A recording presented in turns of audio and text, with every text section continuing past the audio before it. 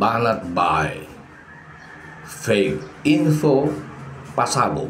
Kasi meron nagkwento sa akin. Ito, kinwento lang naman. Ulitin ko ha. To be clear, kinwento sa akin to. At first, I didn't believe. Okay? Kasi that's who I am eh. Alam mo, ako po yung tipo ng taong hindi gullible, hindi basta-basta naniniwala.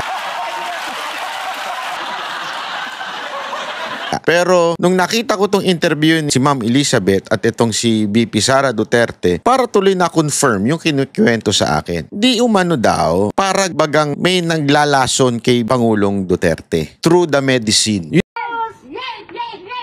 Bumbong kami! Bumbong kami!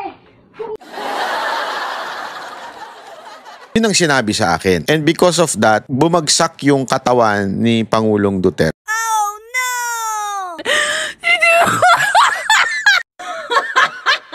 And we saw that. Nakita natin yan during sa kanyang presidency. Nakita natin talagang ang laki ng after nung from the beginning. Kasi naalala ko nun eh, nung campaign, malakas siya. Nakakatatlo, 4 na sortie kami nun sa isang araw, 2016. Pero nung pagkatapos niya, talagang bumagsak yung katawan niya. Oh my God.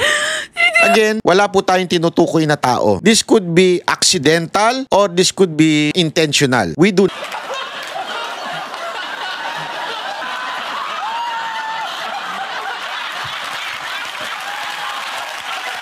Napakahusay talaga nito ni Banat Bay. May nagkwento daw sa kanya. Kwento lang naman nga naman. Pero, sino kaya ang nagkwento? Parang siya eh, no?